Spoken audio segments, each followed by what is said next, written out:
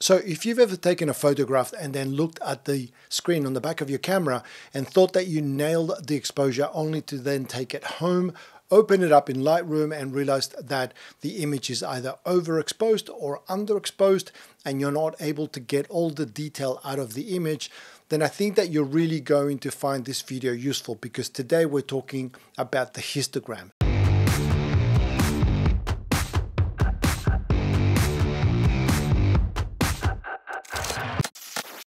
I've always assumed that everyone knows what a histogram is and what it's used for, but in some conversations that I've had with some of you, it's become clear that not everyone understands it, and that's why we're going to be talking about this today. Specifically, I want to cover three things. The first one is, what is the histogram and what is it used for? How do we use it? The second one is, why is it that sometimes when we overexpose or underexpose an image, we end up losing detail that we can't recover in post? And the third thing is, how do we prevent these things from happening to you? And the reason that I'm making this video is because there are too many people that just trust the screen on the back of the camera when they look at the photo and they think that that's the actual photo they've captured. What you're seeing on the back of the camera is actually a JPEG interpretation of your raw image. So it's not the actual image. And depending where you're viewing this, you might be in a dark environment or a bright environment, then the screen might look different. But the histogram is a scientific way of showing you what you've actually captured, and that's why it's imperative that you understand how that works so that you can ensure that you have the right exposure. Anyway, let's go take a look. Okay, so I think that the simplest way to explain what a histogram is that it is a graph. And I'm going to oversimplify things, but I think for the sake of this explanation, essentially that is what it is. It is a graph that measures the number of pixels at a particular brightness. And so I made this slide here to try and explain myself. Down the bottom, we've got the x-axis. It starts off at 0%, which represents black, and it goes all the way to 100%, which represents white. That's it. That's the range of what the camera can see. In the middle, obviously, we've got 50%, which is your midtones. And as you can see here, we've got 3 spikes. This is from an actual photo that I'm about to show you in a second. You can see 3 spikes at 3 different brightness levels. So let's jump to that image now inside of Lightroom. You can see it in here. Essentially, it's just like a test pattern that I created. And what you'll see is that on the top right hand corner, we've got the histogram that you just saw in that slide that I prepared.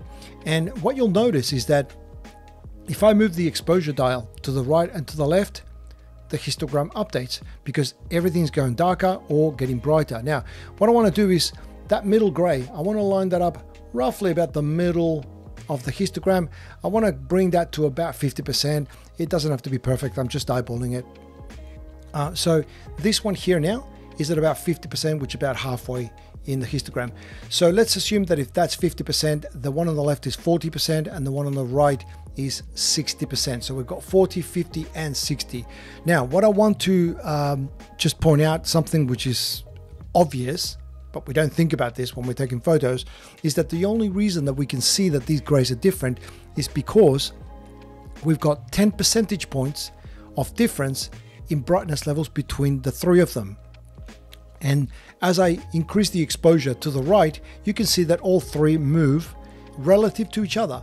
It doesn't matter if I move to the left or to the right, there's always 10% or 10% points difference between all of them. But something happens as I push the exposure too far to the right. The gray on the right hand side is eventually going to get to 100% and it's going to run out of room. It cannot go any further because there's no more room. That's the dynamic range of what we're working with. So it will get to 100 and it will stay there. But the other 2 grays, the one in the middle and the one on the left, are going to continue to move to the right. And eventually they're all going to get squashed together. So let's see what that looks like. I want you to have a look at the histogram up at the top as I move my exposure to the right. You can see the gray on the right eventually starts to hit the limit, and now it doesn't move any further. And now the one in the middle is catching up with it, and eventually they're going to squeeze together. So I've only got 2 spikes there at the moment. So let's keep going. We're going to go all the way to the right, and we're going to bring that exposure all the way to the right. What's happened now is that all 3 grays are so bright that they've all reached 100%. And that's what's happening when we lose detail, when we overexpose an image. We start to lose that difference, those shadows, all of that contrast is gone because we don't have the white versus the black. It's all white. Or it also goes in the other direction, where if you underexpose an image, it all goes black. So let's reset this again, and let's look at a different photo to now show you a practical example. What I've done here is I took a printout of that test pattern that I just showed you. I took it outside to my backyard and I pegged it to one of the bushes over there, and I took a picture of it. And as you can see, my laser printer obviously needs a new toner cartridge, but this is going to work in our advantage because we can see some detail in there. We can see some texture in there. And what I've done is I've taken multiple of these shots, and each one of those is a brighter exposure. So you can see that it keeps getting brighter and brighter and brighter. Now, what we want to do is we want to see how far we can go before we can't recover the information on that sheet. So this one here is pretty white, and as you can see, if you look at the histogram over here now, you can see that there is a little spike at the top, and it's starting to sort of squeeze up to the right hand side. This means that you're getting dangerously close now, or you might have already reached that point where you're not going to be able to recover those details. So let's zoom into the piece of paper and let's actually bring the exposure down. Okay, so as you can see, we've actually recovered a lot of that detail. I think we recovered all of it, right? So we can see the lines in there. We can very clearly make out that there's three different levels of brightness of gray in here. So this one here wasn't overexposed enough for us to be able to lose the detail. We can still recover this. So let's reset this. Okay, and now let's go to the brightest one that I took, which is this one here. This is way overexposed. Okay, and this is what a lot of people think. It's overexposed, it's fine, I will take care of it in post. But I'm looking at my histogram here, and this is it's squashed way too much onto the right. There is way too much information in there. And if I start to bring this down, let's zoom in onto that sheet of paper, and I'm going to bring the exposure down.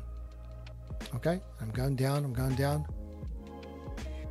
And now you notice that the sheet of paper just looks completely white. I can't bring the exposure down any lower. I've still got some detail in there, although it's starting to fade, but the middle one and the right gray are pretty much all, they're completely gone. There's a little bit down the bottom here, but this would not be a recoverable shot. And the reason for this is that when we took the shot, we overexposed this so much that it already started, that the image was actually baked into the file with a value of 100% for the middle and the right two grays. So if you already start out at 100%, if you bring down the exposure, it brings them down relative to each other. So both of them come down at the same rate, which means that they both start coming down from 100 and just turn into gray, because there's no difference between the two different grays. So you can't see, if there's no difference to begin with, if you just subtract from that exposure, they're going to look exactly the same, because as far as the camera is concerned, they're both 100%. So again, very different to the, let's have a look at this one. This one's actually quite well exposed. So if I zoom in, it's still a little bright. So let's just bring that back. Okay. That's what it looks like when you're able to recover the details. And then the one that we had here, you can see that all of the detailing is gone. And that's why it's really, really important to, when you're gauging your images, to make sure that you're doing it by looking at the histogram as well. You can't just trust what you see on the back of your camera, because in some cases you might get a shot that looks like this, okay, and that looks like it's recoverable, but how much detail are you able to recover? In this case, we can recover some of it, but it is starting to fall apart over here. Okay, so that may be the difference between a good photograph and something that you're not able to use. So this is why I wanted to show you this, because I think it's really something that people don't really truly understand. The last thing I will say is that if you look at, let me just zoom out on all of these. If you look at all the different photographs, you can see from a technical point, this one here looks probably, actually, let me go to this one. This one here probably looks the best. If you look at this straight out of camera, you can see all the detail there on the paper. However, you can tell that the rest of the image is actually very underexposed. So when you look at the histogram, this looks very unbalanced. So for myself, what I try to do is I try to make sure that when I pick an image, and I'm just clicking through all the different ones, I'm looking at something like maybe this one here, where it doesn't go right up against the left and it doesn't go right up against the right. And then what that gives you is a lot more bandwidth to be able to recover from the shadows and from the highlights. Anyway, that's it for this video. If you enjoyed it or you found it useful and you would like to support me, you can do so by clicking the like button. It makes a huge difference to me and to the channel. I know it doesn't seem like it, but it does. And if you want to see more content like this, then make sure to click the subscribe button and the notification bell, and that way you'll be notified when I upload a new video. And if you have any questions about anything that I covered here today, make sure to leave them in the comment section below. That's the best place to get in touch with me, and I will help you where I can. Anyway, that's it for today. I hope you enjoyed this video. I want to thank you for watching, and I'll see you next time.